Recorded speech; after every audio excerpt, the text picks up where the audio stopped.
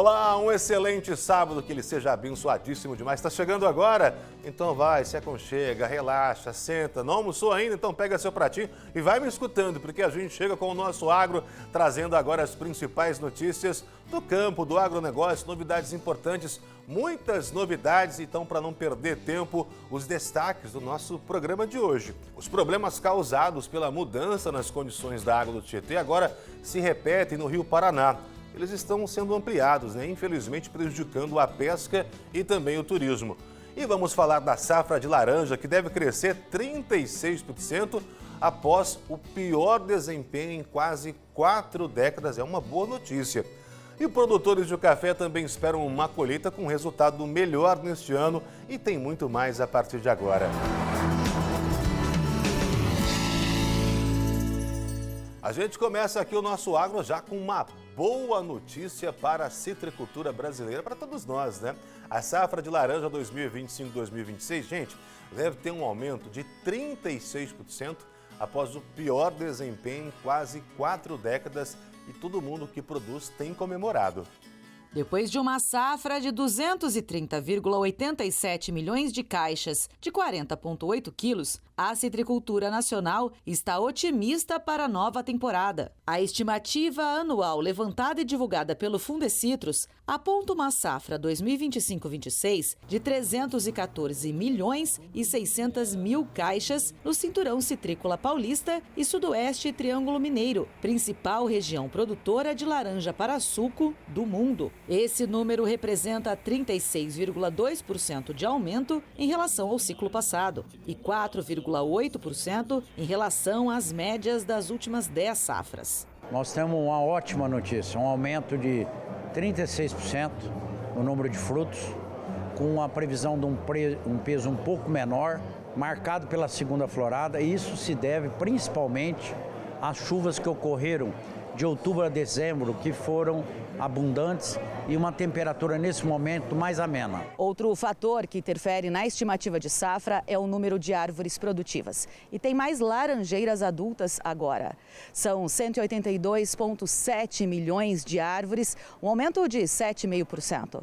Também 362 mil hectares, um acréscimo de 5,2% em relação à safra passada.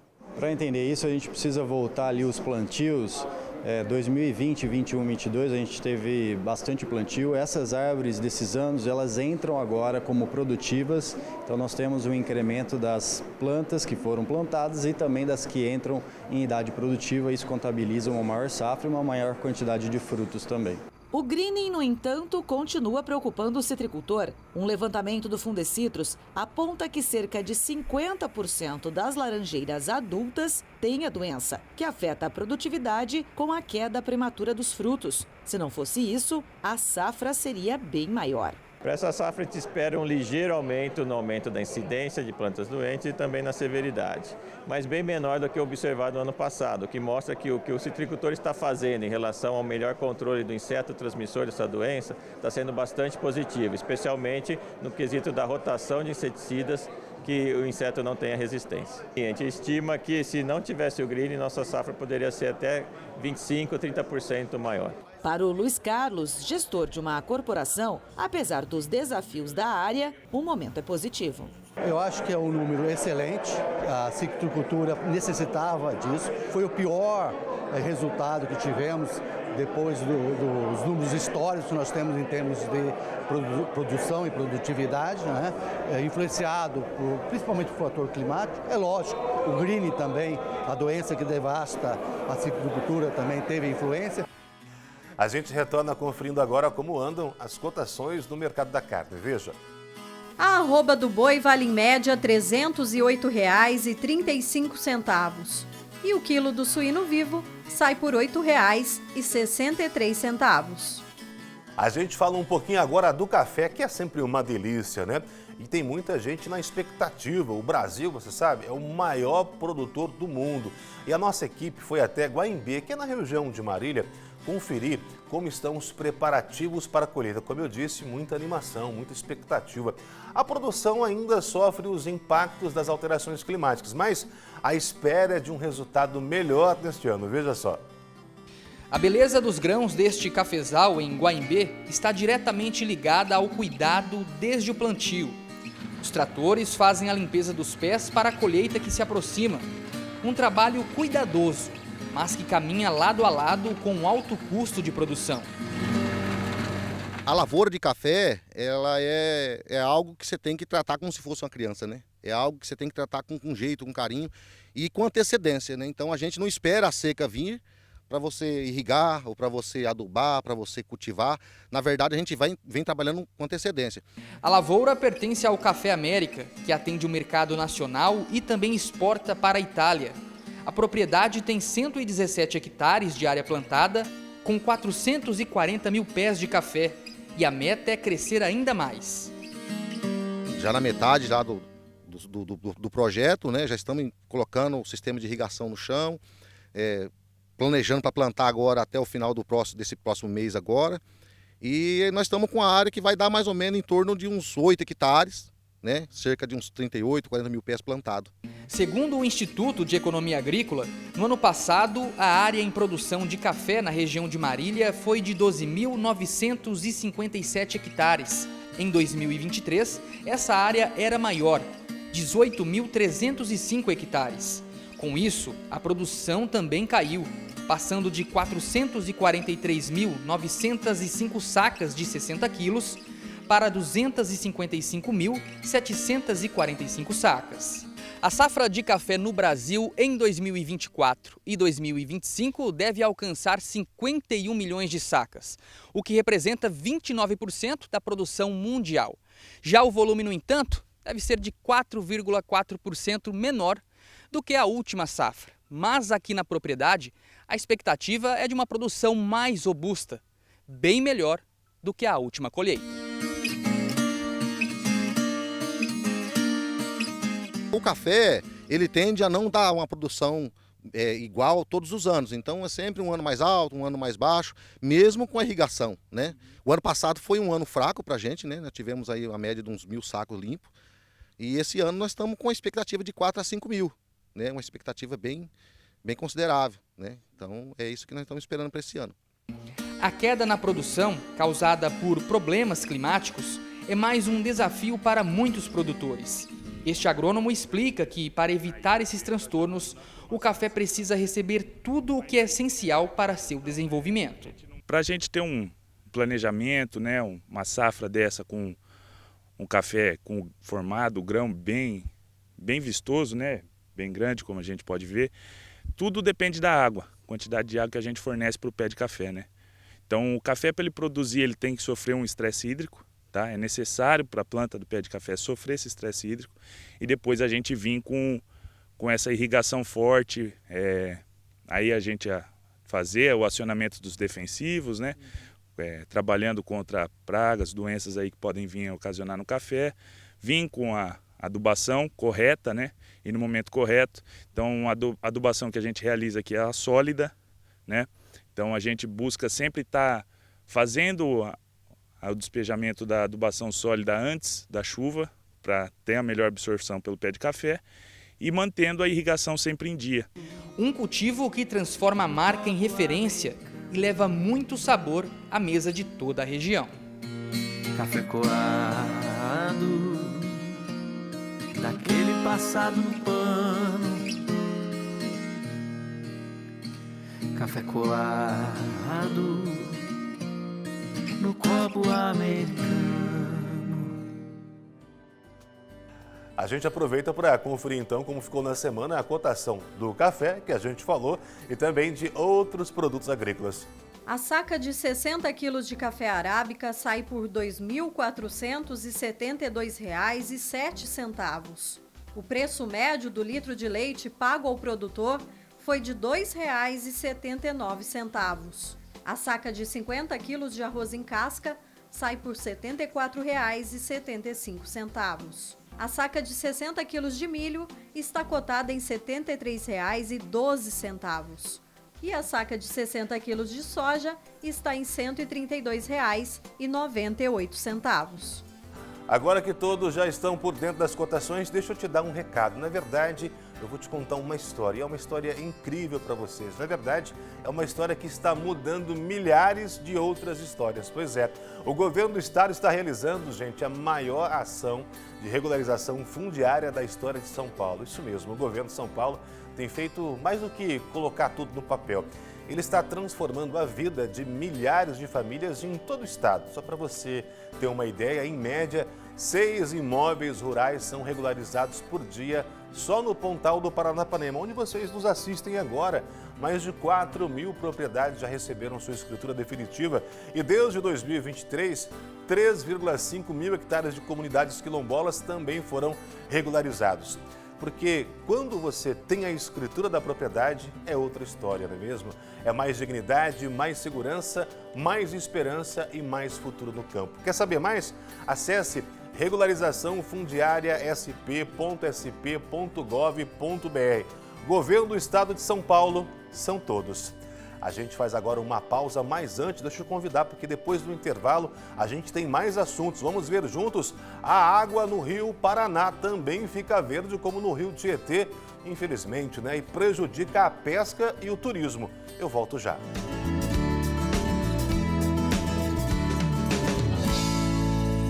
A gente retorna aqui com o Agro e volta num assunto, não no mesmo local. Você acompanhou aqui com a gente os problemas causados pela mudança nas condições da água no Rio Tietê, que ainda segue acontecendo em muitos trechos. Agora se estendeu, pessoal. O problema se repete no Rio Paraná, prejudicando a pesca e o turismo, como a gente já falou no caso do Tietê.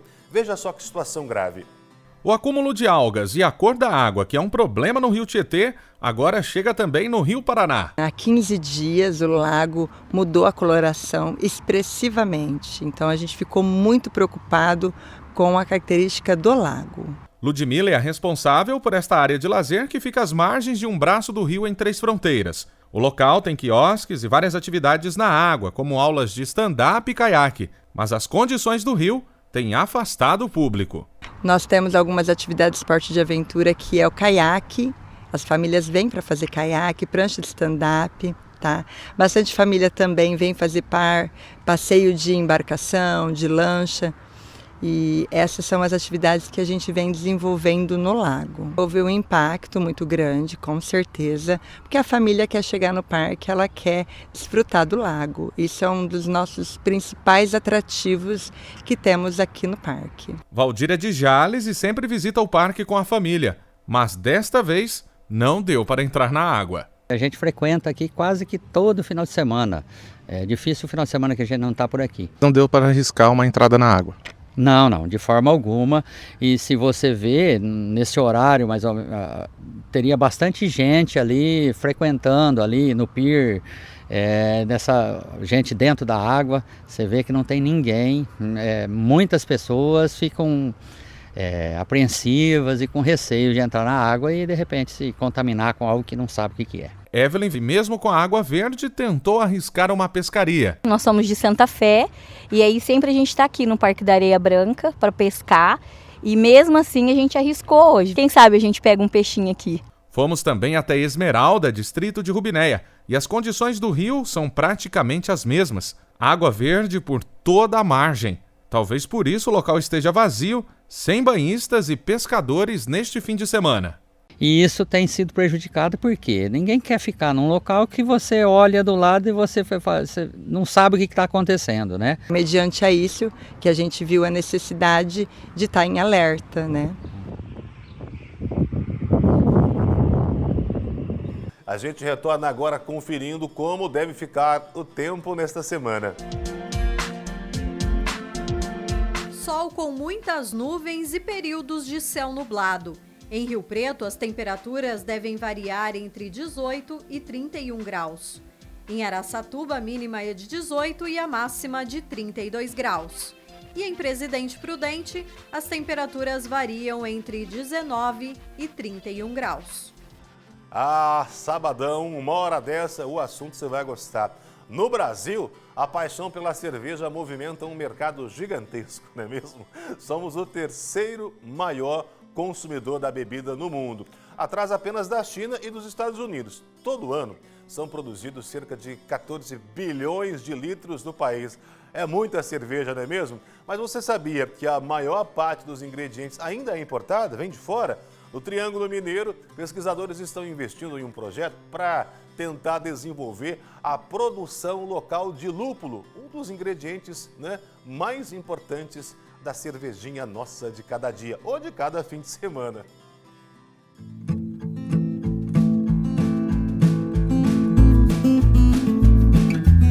A receita é clássica: água, malte, lúpulo, levedura, um ingrediente ou outro para dar sabor, aroma e durabilidade, e temos a cerveja. A água por aqui não falta, mas o restante da matéria-prima, quase toda, ainda vem de fora do país. Ingredientes importados aumentam os custos e levantam uma questão: por que não cultivar tudo aqui mesmo? O que parecia impossível no Brasil tropical, onde se faz calor até mesmo em dias nublados, tem se tornado realidade, e o lúpulo, responsável pelo amargor e aroma da cerveja, tem ganhado cada vez mais espaço, até mesmo em terras mineiras. E o Triângulo, conhecido pela força no agro, também está nessa rota de inovação.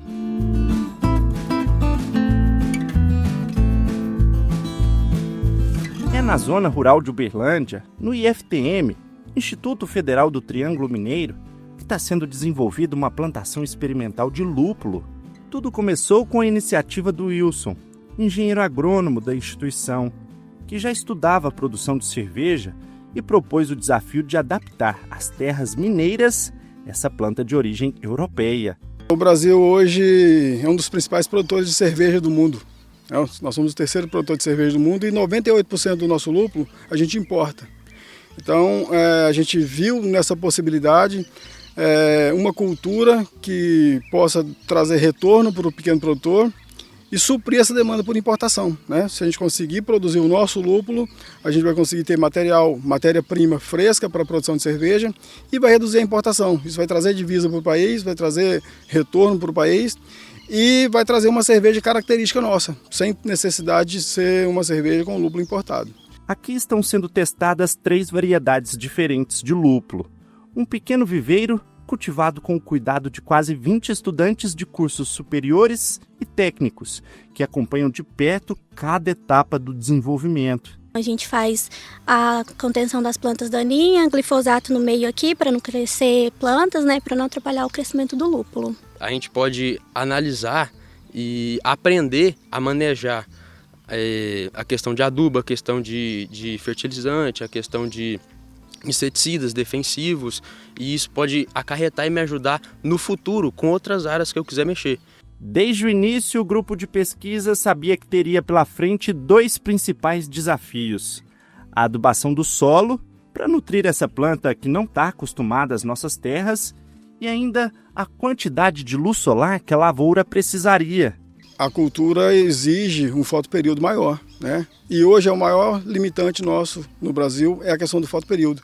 É uma planta que precisa de 16 a 18 horas de luz por dia, e aqui no Brasil a gente não consegue esse fotoperíodo, A gente tem aqui 12 horas, Então a gente precisa suprir essa deficiência, suprir essa demanda. E isso a gente usa com a iluminação artificial, Então a gente programa a luz para acender às 18 horas, 18h30, dependendo do fotoperíodo do ano, e aí para desligar às 22, às 22h30.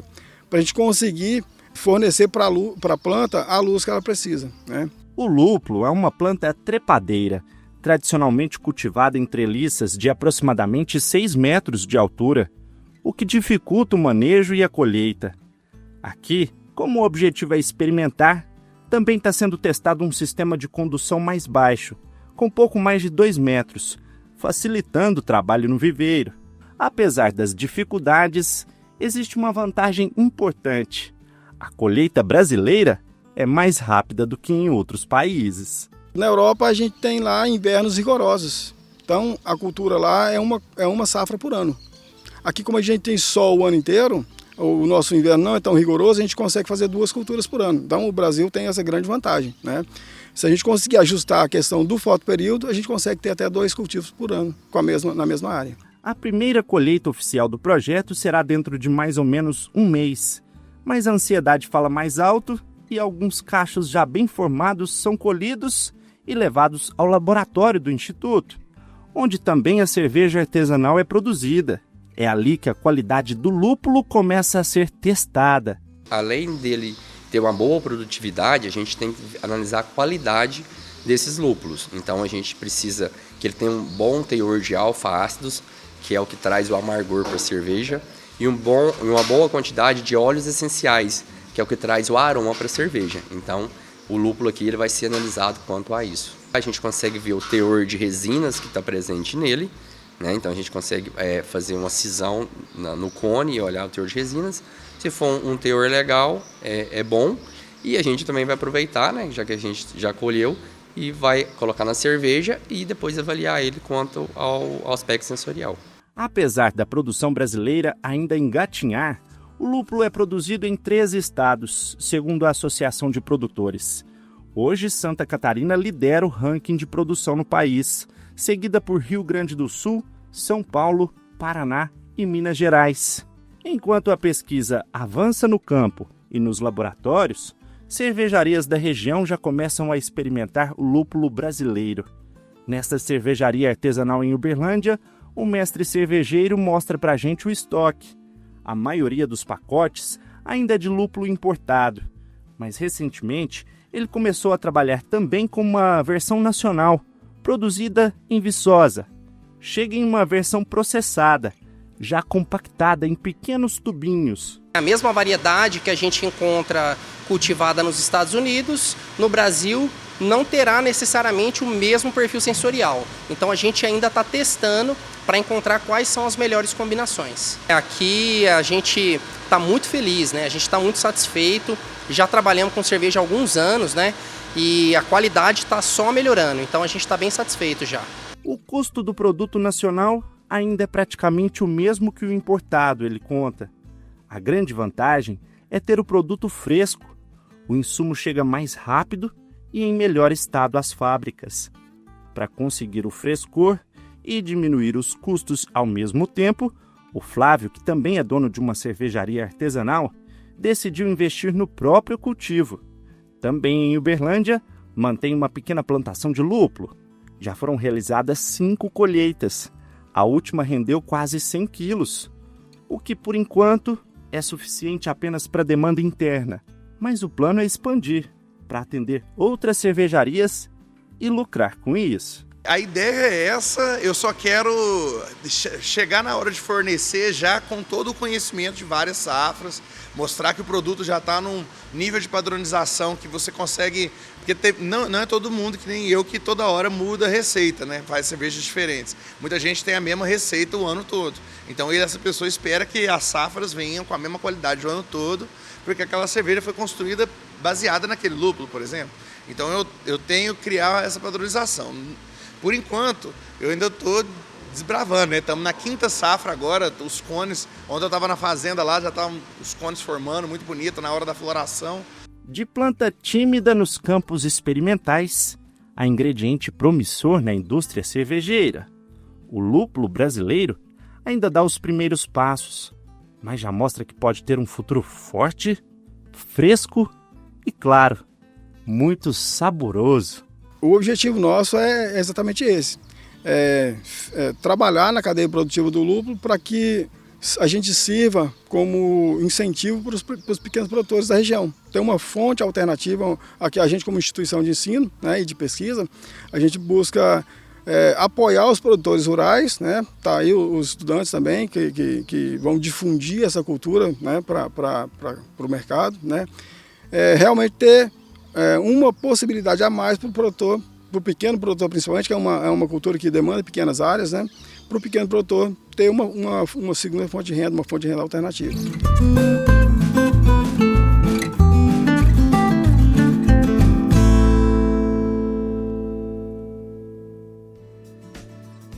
Ah, deu até um pouquinho de sede, deu ou não deu? A gente aproveita esse assunto bom para dar um tchauzinho também. A gente volta no próximo sábado, mas calma, a gente segue com a programação local aqui, muitos assuntos. De repente você perdeu algum momento, só acessar lá. Vai no R7, agora Rio Preto está na R7 também, Record Rio Preto está por lá, você vai encontrar toda a nossa programação. E se tiver sugestões, manda no nosso zap, tá aparecendo aí para você. Agora vem ela, Mara Guiotto, com o Record Entrevista, sempre com bons assuntos, boas entrevistas. Um ótimo sábado para você e tem muita coisa boa pela frente aqui na nossa programação. É com você, Mara. Grande abraço, amiga.